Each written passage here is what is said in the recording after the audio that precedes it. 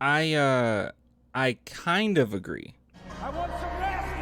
Are we having fun yet?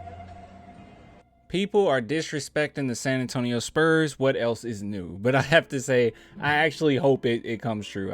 I'll be real with you guys. Now, before we talk about this really quick, if you guys want to support the channel, clanthemerchfan.com, link in the description here.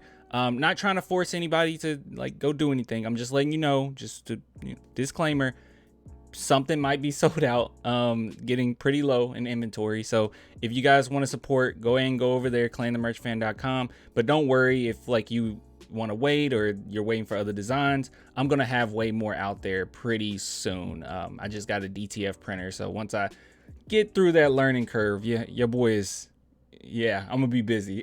But anyways, yeah, so if you want to support the channel, it's there, or become a Patreon and YouTube member, link in the description. Only $2 per month. All right, so let's talk about this. Woo, NBA.com, they in their Western Conference power ranking have the San Antonio Spurs 15th. So I went and checked on this myself just to make sure, and yeah, it is completely true. Now I kind of agree with this, but there is a few things that I want to talk about.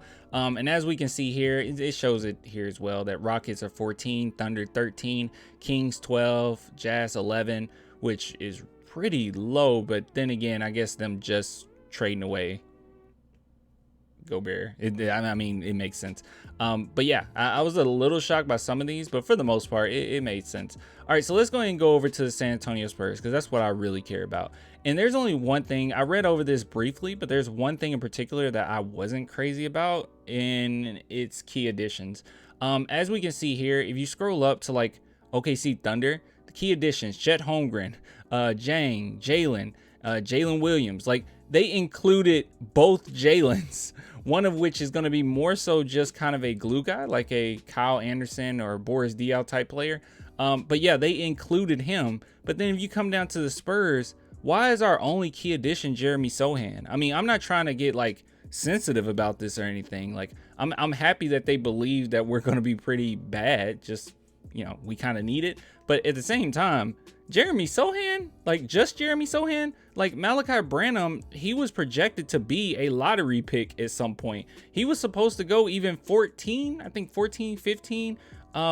People had him even higher at times during the offseason. I do not understand this at all. How the heck is Jeremy Sohan the only key addition? Like it's just kind of disingenuous.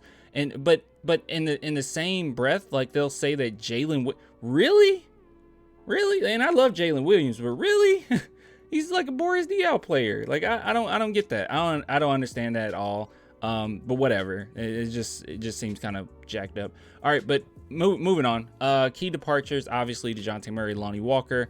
And let's go ahead and read over here. And I thought that this was pretty interesting. The Spurs had a positive point differential last season, outscoring their opponents by a total of 10 points over 82 games. They had 10 wins and only 3 losses by 20 points or more. And we talked about this a little bit. I didn't have the numbers like in front of me, but we did talk about this. I was saying like all season long, all of these games are stupid close. It's kind of making us mediocre, to be honest, but they were all like stupid close and we just couldn't finish games.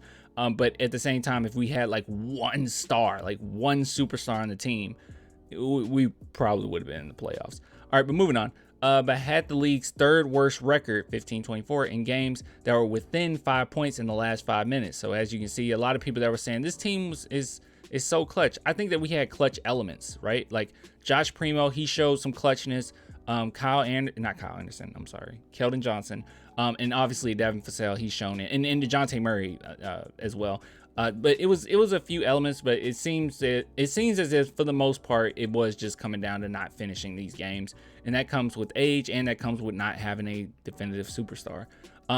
Moving on, they tied the 97 or 96 77 or 76-77. Oh my God.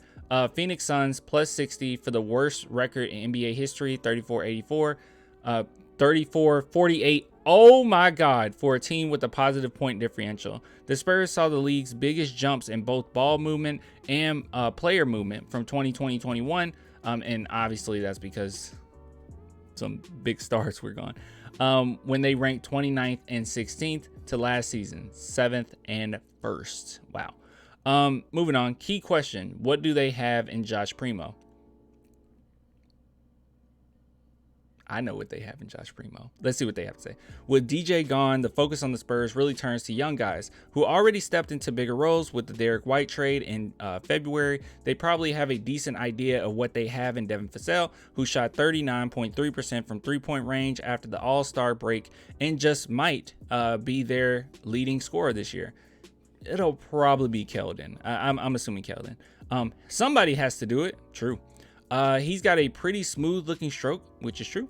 But this effective field goal percentage on pull-up jumpers, 40.6%, ranked 84th amongst 96 players with at least 200 attempts last season. So that's certainly an area for improvement. Wait, really? God, the NBA is competitive, really? Effective field goal percentage on pull-up jumpers, 40.6%. Wow. And that's 84th. I'm actually shocked that that's that low. Anyway, Primo, the 12th pick in last year's draft and the youngest player in the league last season, he doesn't turn 20. I didn't know he was the youngest last season.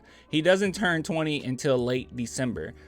Should have a more interesting next 9 months. He saw a bigger jump in minutes from 15.4 to 23.6 than Vassell after the White trade.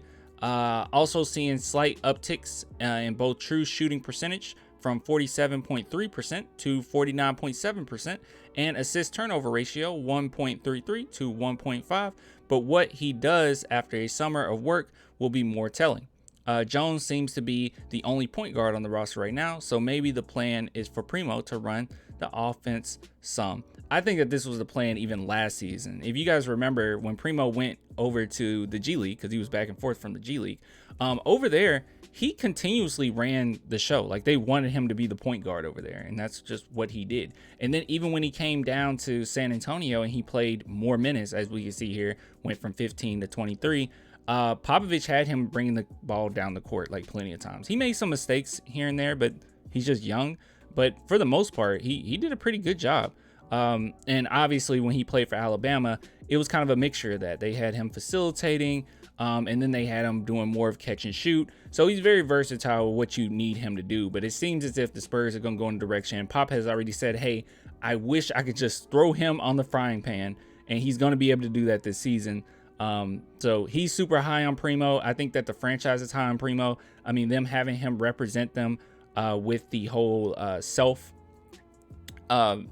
situation, you know, adding self to the business deal, having self to the advertisement on the jerseys and whatnot. I don't know, I butchered that sentence, but you guys know what I mean. I think that they really do believe in Primo, and it's going to be very apparent going forward. And it's kind of unfortunate, not all Spurs fans, I think most of you guys are kind of with me on this, but it is a little unfortunate that a lot of people aren't as hype on Josh Primo, and they're going to be proven wrong. I have a lot of confidence in saying this, that Primo is the real deal. Okay, I have no reason to like prefer one player over the other. So some people say you're just high on him. No, I'm not. I see it. I see it with everything in his game, every aspect of his game. He seems as if he could legitimately be a star, not someone who just puts up points, but someone who's methodical, someone who's smart, someone who just seems to have a really good understanding of the game overall. But yeah, Josh Primo, he's legit, and him being that young, it shocked me. Okay, during the G League, I watched all those G League games, and a few snippets when he was playing with the Spurs, it showed up too. So we're gonna see, but it's there. He's gonna be the real deal, and I don't even think people are prepared for it. But yeah, I agree with this for the most part. This was a pretty good thing they put out by NBA.com. But to say the key addition is only Jeremy Sohan, I don't know what that's about. That's very strange. That's very strange. Leaving out Blake Wesley, maybe, but that's dumb. But maybe, because you could assume that he'll probably go to the G League, maybe.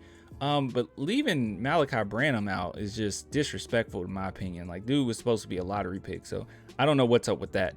Or either a lottery pick or right outside the lottery. So I don't know. I don't know what's going on there. Anyways, I'll give it to you guys later, man. If you want to support the channel, only $2 per month, Patreon and YouTube links below. Or hold on. Oh, Clan the Merch Fan. Clan the Merch Fan. I'm gonna be honest with you guys. This is actually my favorite right now. Yeah, this is legit my favorite. Okay, let me stop plugging my stuff. All right, I'll give it to you guys later. Deuces.